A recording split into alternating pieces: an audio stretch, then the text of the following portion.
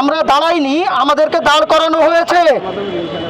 আমরা অফিস করতে চাই, আমরা আমানতকারীদের আমানত নিয়ে সেটা বিনিয়োগ করতে চাই, বাংলাদেশের অর্থনৈতিক উন্নয়নে কার্যকর ভূমিকা রাখতে চাই। আমরা কাজ করতে চাই অফিসে। আমরা ফুটপাতে কেন দাঁড়াবো? আমাদেরকে আজকে ফুটপাতে দাঁড় করিয়ে দেওয়া হয়েছে। আজকে সংস্কারের নামে আর্থিক প্রতিষ্ঠানগুলো বন্ধ করে আর্থিক প্রতিষ্ঠানে কর্মরত কর্মকর্তা কর্মচারীদের পরিবারগুলোকে রাস্তায় নামিয়ে দেওয়া হচ্ছে। এই কর্মকর্তা কর্মচারীদের ভবিষ্যৎ কি হবে? এই আর্থিক প্রতিষ্ঠানগুলো বন্ধ হয়ে গেলে এই কর্মকর্তা কর্মচারীদের ব্যাপারে কি হবে সে বিষয়ে কোনো সিদ্ধান্ত বাংলাদেশ ব্যাংক আমাদেরকে জানাচ্ছেন না।